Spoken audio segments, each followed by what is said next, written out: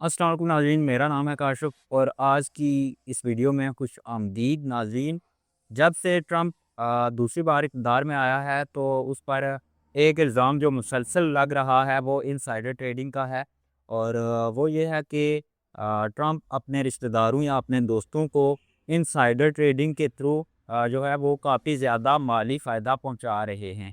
Insider trading से मुराद ये है कि कोई भी खबर जिसका फाइनेंशियल मार्केट्स पर बहुत ज़्यादा असर होता है, उस खबर का कुछ लोगों को पहले से मालूम हो जाना या उस मालूमात का लीक हो जाना और फिर उसके मुताबिक उनका बेट लेना या फिर किसी भी कंपनी में इन्वेस्ट करना, किसी स्टॉक में इन्वेस्ट करना और फिर उससे पैसे बनाना है। बेसिकली होता ये है कि अमेरिका ईरान को धमकी देता है कि 48 घंटों के अंदर अंदर अगर वो स्ट्रेट ऑफ हार्मोज़ ओपन नहीं करता तो उसके लिए जो है वो काफ़ी ज़्यादा ख़तरा होगा और एनर्जी इंफ्रास्ट्रक्चर पर अमेरिका हमला कर देगा, जिसका रिएक्शन हमें मार्केट्स में देखने को मिला। ऑयल की प्राइसेस जो हैं वो पंप कर गई और बाकी स्टॉक्स और क्रिप्टो वगैरह जो हैं वो गिरना शुरू हो गई। अब ये धमकी का वक्त जो है वो पूरा होने में कुछ टाइम बाकी था और कुछ लोग जो चंद लोग थे उन्होंने एस&पी 500 को लॉन्ग करना शुरू कर दिया। लॉन्ग करने से मुराद ये है कि उन्होंने एस&पी 500 के 1.5 बिलियन कॉन्ट्रैक्ट्स बाय कर लिए और बाय इस सूरत में और उनको फ़ायदा इस सूरत में पहुंचना था कि अगर एस&पी 500 की प्राइस इंक्रीज़ करती, ठीक है जी। तो जैसे ही उन्होंने 1.5 बिलियन कॉन्ट्रैक्ट्स जो एस&पी 500 के थे उन्होंने बाय किए, तो 14 मिनट बाद एस&पी 500 240 पॉइंट्स इज़ाफ़े के साथ जो है वो उसकी प्राइस इंक्रीज़ कर गई, जिसका उन्हें तकरीबन मिलियंस ऑफ डॉलर्स का फ़ायदा कुछ ही मिनट में हो गया। उसके बाद हुआ ये कि 27 मिनट बाद जो एस&पी 500 थी, चूँकि ट्रंप ने कह दिया कि हम इसको ईरान को जो है वो मज़ीद 5 दिन देते हैं, तो उसकी वजह से एस&पी 500 इंक्रीज़ हुई। उन्होंने अपना प्रॉफ़िट सिक्योर किया। 27 मिनट बाद ईरान ने इस खबर की तरदीद की और दोबारा एस&पी 500 जो है वो गिरना शुरू हो गई। इस तरह कुछ लोगों ने बहुत पैसे बना लिए और कुछ लोग बहुत ज़्यादा फँस गए और उनके पैसे जो थे वो वहाँ पर जो है वो एस&पी 500 और दीगर फ्यूचर्स ट्रेडिंग में उनका नुकसान हो गया। और इस खबर को जोड़ा जा रहा है ट्रंप की इनसाइडर ट्रेडिंग की एक और किस्त के साथ, ठीक है जी, कि चंद लोगों को पहले से ही पता था कि ट्रंप क्या फ़ैसला लेने वाले हैं और उन्होंने उस खबर को ज़हन में रखते हुए इससे पैसे बना लिए। अब पोली मार्केट एक बेटिंग प्लेटफ़ॉर्म है जिसमें लोग शर्तें लगाते हैं कि दुनिया में कोई भी इवेंट हो रहा है, मिसाल के तौर पर जो फीफा का वर्ल्ड कप है, पहले उस पर शर्त लगती थी कि वो किस मुल्क में होने जा रहा है। अब आने वाले टाइम में ये शर्त लगेगी कि कौन-सी टीम जीतेगी। तो फ़िलहाल के लिए जो शर्त लगी हुई है, जो कि काफ़ी लोग उसमें दिलचस्पी ले रहे हैं, वो जो है वो इस जो ट्रंप ने नेगोशिएशंस या मुज़ाकरात शुरू किए हैं ईरान के साथ, इनकी कामयाबी पर शर्त है। बेसिकली कुछ लोग तकरीबन मैं आपको पूरी खबर जो है वो आपके सामने रख देता हूँ एज़ इट इज़। अमेरिका और ईरान की जंगबंदी पर अचानक बड़ी शर्तें लगने लगी और माहिरीन को शक है कि कुछ लोगों के पास अंदर की खुफिया मालूमात हो सकती हैं। ऑनलाइन प्लेटफॉर्म पॉली मार्केट पर नए बनने वाले अकाउंट्स ने तकरीबन $70,000 की शर्त लगाई कि 31 मार्च से पहले अमेरिका और ईरान के दरमियान सीज़ फायर हो जाएगा। अगर ऐसा हो गया तो ये लोग तकरीबन $8,20,000 जीत सकते हैं। ठीक है जी? तो ये इस वक़्त वो लोग हैं जो क्राउड के खिलाफ जा रहे हैं और मेरा इस चीज़ में पर्सनल एक्सपीरियंस भी है कि ट्रेडिंग में अगर आपको कामयाबी कर बनानी है या आपने कामयाब होना है तो आपने कभी भी क्राउड को फ़ॉलो नहीं करना। उस चीज़ को फ़ॉलो नहीं करना जो जिस चीज़ के बारे में सब लोग बात कर रहे हैं। क्योंकि वो लोग वो चीज़ जो है वो ऑलरेडी हो चुकी है, तो उसका इम्पैक्ट जो है वो ऑलरेडी मार्केट्स ने दे दिया है। तो अब अगर आप उस चीज़ पर जो है वो अपना पैसा लगा रहे हैं जिसका पहले से ही मार्केट रिएक्शन दे चुकी है, तो आपने अपना पैसा जो है वो लूज़ ही करना है, बनाना नहीं है। ठीक है जी? ऑनलाइन प्लेटफॉर्म पोली मार्केट पर नए बनने वाले अकाउंट्स ने तकरीबन $70,000 की शर्त लगाई कि 31 मार्च से पहले अमेरिका और ईरान के दरमियान सीज़ फायर हो जाएगा। अगर ऐसा हो गया तो ये लोग तकरीबन $8,20,000 जीत सकते हैं। दिलचस्प बात यह है कि आठों अकाउंट्स तकरीबन 21 मार्च के आसपास बने, यानी एन उस वक्त जब जंग के हालात तेजी से बदल रहे थे। एक पुराना अकाउंट तो वो भी निकला जिसने पहले अमेरिका के ईरान पर हमले की भी दुरुस्त शर्त लगाई थी, जिसके बाद इनसाइडर ट्रेडिंग के सवाल उठे थे।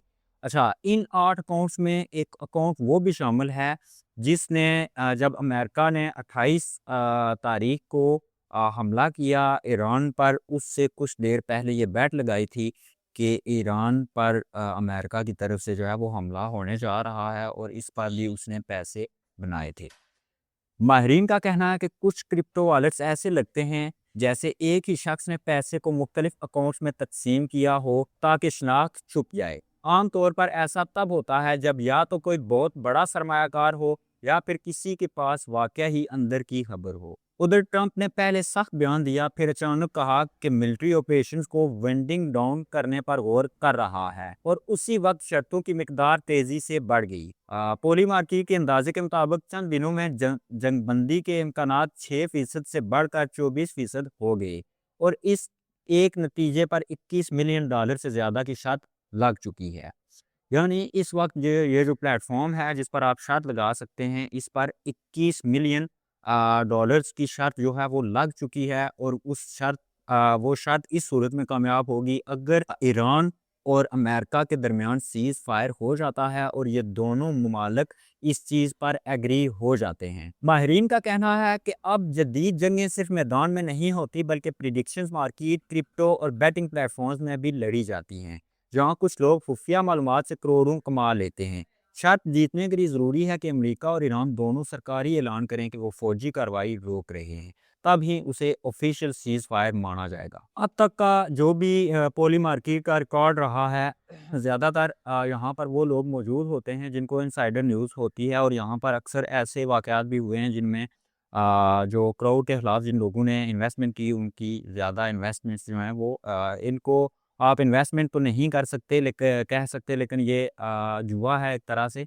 लेकिन ज़्यादातर वही लोग कामयाब हुए हैं जिनको इनसाइडर मालूमात थी। तो इस वक्त भी अगर ये जो ओवरऑल एक इम्कानात बढ़ रहे हैं जो कि 6% से बढ़कर 24% हो गए हैं, तो ये हमारे लिए भी जो है वो एक शॉकिंग न्यूज़ हो सकती है, और इस वक्त कोई भी नहीं जानता कि ट्रंप जो है वो उसके ज़हन में क्या चल रहा है, और इवन के उसके जो अपने एलाइज़ हैं वो भी नहीं जानते कि ट्रंप आने वाले टाइम में क्या बयान जो है वो दे सकता है या क्या कर सकता है। तो इसी वाले से एक द गार्डियन का आर्टिकल है जो मैं आपके सामने रखूँगा। लेकिन उससे पहले आज की जो ताज़ा तरीन सूरत-ए-हाल है जंग के हवाले से, उसको डिस्कस कर लेते हैं। और ट्रंप ने भी जो है वो काफ़ी बयानात दिए हैं जिन पर मुसलसल तरदीद आ रही है ईरान की तरफ से। तो सबसे पहले मैं ट्रंप के बयानात से ही जो है वो शुरू करता हूँ। अमरीकी सदर डोनाल्ड ट्रंप ने कहा कि ईरान तकरीबन 4 हफ्तों से जारी लड़ाई ख़त्म करने के लिए मुआहदा करने के लिए बेचैन है, जो ईरानी वज़ीर ख़ारजा के बयान के बरअक्स है, जिन्होंने कहा कि उनका मुल्क अमरीकी तजवीज़ का जायज़ा ले रहा है, लेकिन जंग कम करने के लिए किसी किस्म की बातचीत का इरादा नहीं रखता। ये रॉयटर्स की खबर ही है, और ज़्यादातर इस वक्त जो वेस्टर्न मीडिया है और हमारा ये जो लोकल मीडिया है वो भी इस चीज़ को रिपोर्ट कर रहा है कि ईरान ने ट्रंप की ये जो 15 पॉइंट का प्रपोज़ल है, और ये प्रपोज़ल भी उस वक्त का है जब 2025 में न्यूक्लियर टॉक्स हो रही थी ईरान और अमेरिका के दरमियान, वही प्रपोज़ल जो है वो उठाकर अभी इन लोगों ने भेज दिया है। तो ईरान ने इसको रिजेक्ट कर दिया है और अपनी 5 शराइत रखी हैं, जिनमें उन्होंने स्टेट ऑफ हार्मोज़ का मुकम्मल कंट्रोल ईरान के हाथ में रहने की भी शर्त रखी है। ठीक है जी। ईरानी वज़ीर ख़ारजा अब्बास अराग़ची ने कहा कि अगरचे अमेरिका के साथ कोई मुकालमा या मुज़ाकरात नहीं हुए, लेकिन मुख्तलिफ़ पैगामात साल्सों के ज़रिए एक दूसरे तक पहुँचाए गए हैं। अराग़ची ने बुध के रोज़ सरकारी टीवी को इंटरव्यू में कहा, हमारे दोस्त ममालिक के ज़रिए पैगामात पहुँचाना और हमारी तरफ से अपने मौक़िफ़ बयान करना या ज़रूरी इंतबा देना मुज़ाकरात या बातचीत नहीं कहलाता। ये सिर्फ दोस्त ममालिक के ज़रिए पैगामात का तबादला है। ठीक है जी। अब दोस्त ममालिक के ज़रिए ट्रंप पैगामात भिजवा रहा है और अमन के जो है वो पेशकश कर रहा है। दूसरी तरफ उन पर प्रेशर भी बढ़ा रहा है और अपनी तरफ से ईरान का मौक़िफ़ भी दे रहा है, जो कि मैं आपके सामने अभी रखता हूँ कि ट्रंप ने ईरान के बारे में क्या मौक़िफ़ दिया है, जो कि ईरान को खुद देना चाहिए था, लेकिन वो ट्रंप ने दे दिया है। ट्रंप ने बुध के रोज़ बाद में वाशिंगटन में एक तकरीब से खिताब करते हुए कहा कि ईरानी रहनुमा वैसे तो मुज़ाकरात कर रहे हैं और वो बहुत बुरी तरह मायदा करना चाहते हैं, यानी कि वो बहुत ज़्यादा दिलचस्प हैं, वो डरे हुए हैं और वो सहमे हुए हैं। लेकिन वो ये बात कहने से डरते हैं क्योंकि उन्हें अपने ही लोग मार देंगे, वो इस बात से भी डरते हैं कि हम उन्हें मार देंगे। तो ये बेसिकली ट्रंप की एक बुक भी है, आर्ट्स ऑफ नेगोशिएशन, ठीक है जी। इस बंदे ने ये बुक लिखी है और ये मुज़ाकरात करने या डील करने का जो है वो सॉरी, आर्ट्स ऑफ नेगोशिएशन या फिर आर्ट ऑफ डील पर डील के नाम से एक बुक है इसकी। तो बेसिकली ये इसका काम करने का तरीका ये है कि किसी भी बंदे को अपनी शराइत पर राज़ी करने से पहले उस पर हर तरह का दबाव डाला जाता है, जो भी इनके इख्तियार में होता है वो दबाव उस पर डाला जाता है, और जब वो मुकम्मल तौर पर इनके दबाव में आ जाता है तब उसके सामने 2-4 शर्तें जो इनके फ़ेवर में होती हैं या अपनी जो भी इनकी ज़ाती फ़ायदे होते हैं उनको उनको सामने रखते हैं और ये मनवा लेते हैं। ये ट्रंप का पुराना एक जो है वो तरीक़ाकार रहा है। लेकिन फ़िलहाल तक मुज़ाकरात के लिए ईरान ने, जैसा कि मैंने आपसे पहले भी कहा कि फ़िलहाल मुज़ाकरात के लिए ईरान जो है वो राज़ी नहीं हो रहा और उन्होंने ट्रंप के इस प्रपोज़ल को रिजेक्ट कर दिया है। ट्रंप ने ये भी नहीं बताया कि अमेरिका ईरान में किसके साथ मुज़ाकरात कर रहा है, जबकि 28 फरवरी को अमेरिका और इसराइल के ईरान पर हमले और इसके बाद ईरान की तरफ से इसराइल अमरीकी अड्डों और खलीजी ममालिक पर हमलों के बाद मिडल ईस्ट में हज़ारों लोगों के साथ कई आला ओहदेदार भी मारे जा चुके हैं। ईरान के सुप्रीम लीडर आयतुल्लाह अली खamenei जंग के पहले दिन इसराइली हमले में शहीद हुए थे और उनकी जगह उनके बेटे मुज्तबा को लाया गया, जो हमलों में ज़ख्मी हो चुके हैं और तकर्री के बाद से तस्वीर या वीडियो में नज़र नहीं आए। अब ये ट्रंप के बयानात हैं और ये अमेरिका का सदर है और मुझे नहीं पता कि इस पर दबाव ज़्यादा है और दबाव किस चीज़ का है। अभी कुछ टाइम पहले, 2 दिन पहले इसने अपना जो जंग का जो इसने मिनिस्टर लगाया हुआ है पैट, वो सामने बैठा हुआ था किसी तकरीब में। ट्रंप जो है वो स्पीच दे रहा था और और ये वाक़या उस वक़्त हुआ जब इन्होंने 48 घंटे की जो डेडलाइन थी वो ईरान को दे दी थी और उसके फ़ौरी बाद इनकी कोई तकरीब थी जहाँ पर ये दोनों मौजूद थे और ट्रंप स्पीच कर रहा था और ट्रंप ने पैट की तरफ इशारा करते हुए कहा, पैट चाहते थे कि ये जंग जो है वो पैट चाहते थे कि ईरान के पास जो है वो कोई भी न्यूक्लियर जो कैपेबिलिटी है वो ना रहे, तो इस वजह से हमने जो है वो हमले का इरादा किया या हमने ये वार्निंग दी। तो इस का बेसिकली मकसद ये है कि ट्रंप जो उस पर ये इल्ज़ाम है या फिर लोग पहले दिन से उससे पूछ रहे हैं कि आपने ईरान पर हमला क्यों किया और जो आप इल्ज़ाम लगा रहे हैं उनके सबूत कहाँ हैं। तो ट्रंप ये सारी चीज़ें, चूँकि उसका वो एक पॉलिटिकल आदमी है और कोई भी पॉलिटिकल आदमी उसको पता होता है कि आखिर में उसने जो है वो आवाम के पास जाना है और आवाम को उसने जो है वो जवाब देने हैं। और कल की मैंने जब आपके सामने रिपोर्ट रखी जो रॉयटर्स की थी कि जो ट्रंप की अप्रूवल रेटिंग है जो अमेरिका में वो इस वक्त 50 प्लस थी या 69% थी, वो गिर कर 36% पर आ गई है। तो ये चीज़ें उसके सामने हैं और ये प्रेशर मैं शुरू से आपसे कह रहा हूँ कि पॉलिटिकल प्रेशर उस पर डेवलप होता जाएगा जैसे जैसे जंग जो है वो लंबी होती जाएगी। और दो चीज़ें आप जहन में रख लें जो कि इस जंग को खात्मे की तरफ लेके जा सकती हैं। एक ट्रंप पर बनता हुआ पॉलिटिकल प्रेशर जो सियासी दबाव है, और दूसरा ऑयल की प्राइसेस, क्योंकि ऑयल एनर्जी का ऐसा सोर्स है जो इस वक्त पूरी दुनिया में इस्तेमाल हो रहा है। आप कोई भी इंडस्ट्री उठा लें, कोई भी छोटी मोटी सनत उठा लें, वहाँ पर ऑयल का इस्तेमाल जो है वो ज़रूरी है। अब मैं एक द गार्डियन का आर्टिकल आपके सामने रखने जा रहा हूँ जो कि मैं मुख्तसर आपके सामने रखूँगा। जो चीज़ें मैंने आपसे कही हैं यही यहाँ पर डिस्कस हो रही हैं कि आप समझते हैं कि अमेरिका इस वक्त पूरी दुनिया में एक मुनसफ़ का रोल अदा कर रहा है क्योंकि वो सुपर पावर है। तो ये सारी चीज़ें जो हैं वो अपने कंट्रोल में रखता है। कहीं पर भी कोई मसला हो तो ममालिक जो है वो उससे राब्ता करते हैं, या यूँ समझ लें कि जिस तरह एक छोटे गाँव में कोई नंबरदार होता है, तो इस तरह पूरे ये जो दुनिया है और जिसमें जो भी मालिक हैं उनमें नंबरदार जो है वो अमेरिका है। और अमेरिका जो है वो सब तमाम मुल्कों के फ़ैसले करता है और बहुत से लोग जो है बहुत से ममालिक जो हैं वो जब भी किसी मसाइल का शिकार होते हैं तो वो अमेरिका के साथ जो है वो बातचीत करते हैं और कोई मुस्बत हल जो है वो तलाश करने की कोशिश करते हैं। चाहे पाकिस्तान की और इंडिया की वार हो, चाहे दीगर कोई भी मिसाइल हों, तो अमेरिका जो है वो वहाँ पर अपना रोल अदा करता है और तमाम मालिक उसको लीडर मानते भी थे। ये उसके पास एक स्टेटस है और बेशक ये थोड़ी देर के लिए ही है, लेकिन है। और अभी जो आर्टिकल मैं आपके सामने रखता हूँ, उसमें आप देखेंगे कि किस तरह से जो यूरोपियन कंट्रीज़ और दीगर ममालिक हैं, वो इस वक्त अमेरिका को ही जो है वो थ्रेट समझना शुरू हो गए हैं और वो अपने लिए जो है वो ख़तरा समझना शुरू हो गए हैं, बजाय इसके कि वो अ, अमेरिका की तरफ देखें कि ये जो इस वक्त बहरान पैदा हो चुका है, इसका हल जो है वो अमेरिका निकालेगा।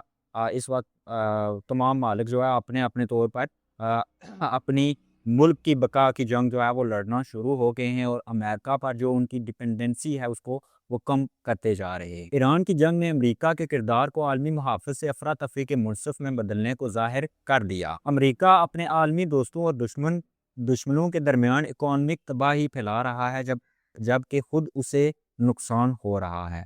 ईरान की जंग से आम भारतीय शहरियों को बचाने के लिए दिल्ली की हुकूमत ने लिक्विफाइड गैस की सप्लाई घरेलू इस्तेमाल के लिए मुंतकिल कर दी और ये वो गैस है जो कि प्लास्टिक की सनत में इस्तेमाल होती थी। उन्होंने इस गैस की जो सप्लाई है वो इंडस्ट्री को लिमिटेड कर दी और घरेलू सार्फिन को जो है वो जारी करना शुरू कर दी, क्योंकि आपको पता है कि वो इस वक्त जो लिक्विफाइड गैस है उसका बहरान शुरू हो चुका है। नेपाल की हुकूमत ने गैस रेशन कर दी और फिलिपाइन ने सरकारी वर्क वीक को 4 दिन तक कम कर दिया। गैस रेशन करने से मुराद यही है कि उन्होंने जो उसका इस्तेमाल है वो कम कर दिया या एक तरफ से रोक कर जो है उसको दूसरी तरफ मुंतकिल करना शुरू कर दिया है। बांग्लादेश ने यूनिवर्सिटीज़ बंद कर दी और फ्यूल रेशन कर दिया। इन मालों को सबसे ज़्यादा नुकसान ईरान की तरफ से स्ट्रेट ऑफ हार्मोज बंद करने से हुआ है। एशिया की इकोनॉमीज़ औसतन अपनी एनर्जी का 1/3 से ज़्यादा इंपोर्ट करती हैं। कोरिया अपनी एनर्जी का 4/5वां हिस्सा, जापान 9वां 10वां हिस्सा और थाईलैंड 55% इंपोर्ट करता है। इसमें से ज़्यादातर गल्फ से आता है। इंटरनेशनल एनर्जी एजेंसी के मुताबिक 2025 में स्ट्रेट ऑफ हार्मोज से गुजरने वाले तकरीबन 80% ऑयल और ऑयल प्रोडक्ट्स एशिया जा रहे थे, लेकिन अब इस रास्ते से गुजरने वाली ट्रैफिक तकरीबन 90% कम हो गई है। यूरोप मिडल ईस्ट के फ्यूल पर कम डिपेंड करता है, लेकिन वो इंपोर्टेड ऑयल और ख़ास तौर पर नेचुरल गैस पर बहुत ज़्यादा डिपेंड है, जिसकी प्राइस अमेरिका और इसराइल की ईरान पर बॉम्बिंग शुरू होने के बाद बहुत बढ़ गई है। गुज़श्ता साल अप्रैल में ट्रंप ने जो टैरिफ्स लगाए थे, जो दुनिया के खिलाफ नई अमरीकी कैंपेन की पहली कार्रवाई थी, उसकी कीमत खुद अमेरिका को भी अदा करनी पड़ेगी। माहिरीन माशात के मुताबिक ज़्यादातर टैरिफ्स का बोझ अमरीकी कंज्यूमर्स और बिजनेसेस ही उठा रहे हैं, लेकिन इकोनॉमिक नुकसान दुनिया भर में फैल रहा है क्योंकि कहीं मालिक की एक्सपोर्ट्स अमेरिका को कम हो गई हैं। इंटरनेशनल मॉनेटरी फंड की ताज़ा फोरकास्ट के मुताबिक अमरीकी इकोनॉमी ज़्यादा मुतासर नहीं हुई। वर्ल्ड ट्रेड ऑर्गेनाइजेशन के मुताबिक अगर एनर्जी प्राइसेस ज़्यादा रहीं तो इस साल 1.9 ग्लोबल ट्रेड ग्रोथ जो है वो इस साल ग्लोबल ट्रेड ग्रोथ 1.9% से कम होकर 1.5% रह जाएगी। नॉर्थ अमेरिका की एक्सपोर्ट्स की रफ्तार तकरीबन 1.4% से कम होकर 1.1 परसेंट हो जाएगी। यूरोप को ज़्यादा नुकसान होगा, जहां एक्सपोर्ट्स बढ़ने के बजाय 0.6% कम हो सकती हैं।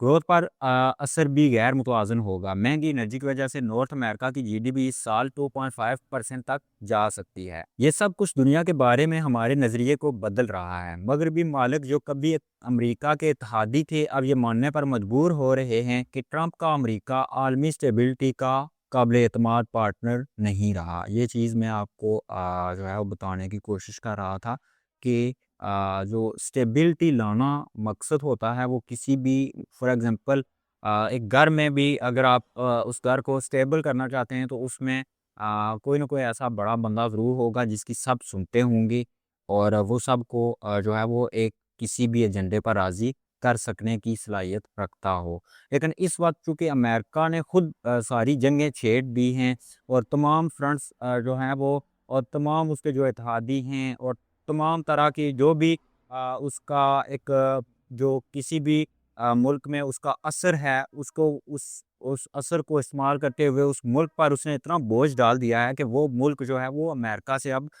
भागना चाह रहा है। वो अमेरिका को अपना गारंटर या मुहाफ़िज़ जो है वो नहीं समझ रहा है इस वक्त। वो ये भी देख रहे हैं कि ट्रंप अपने सख्त इक़्तिदाद को दुरुस्त साबित करने के लिए मुख्तलिफ बहाने बनाते हैं।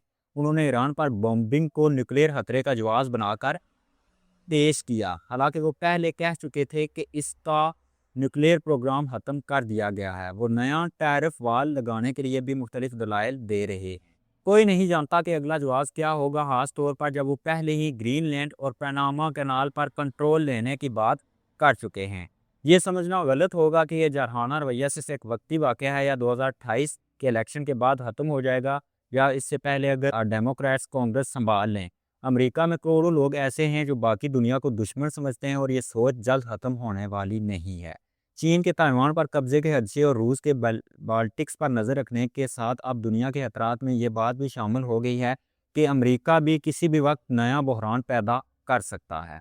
ठीक है जी, तो जो एक एतमाद था दुनिया को अमेरिका पर, वो एतमाद जो है वो ख़त्म होता हुआ नज़र आ रहा है। और इस जंग के शुरू में मैंने आपके सामने एक रिसर्च रखी थी, जिसमें जो अमेरिका की एक सुपर पावर के तौर पर जो उसका ज़वाल है, उसको हमने डिस्कस किया था कि अमेरिका का जो ज़वाल है सुपर पावर के तौर पर, वो जो है वो शुरू हो चुका है। और तारीख़ में भी जो भी बड़ी एम्पायर्स रही हैं, उनके गिरने की यही वजूहात रही हैं, जो इस वक्त अमेरिका आपको करता हुआ नज़र आ रहा है।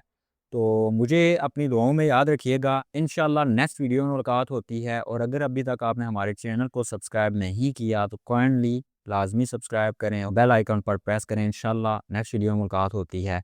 अल्लाह हाफिज़।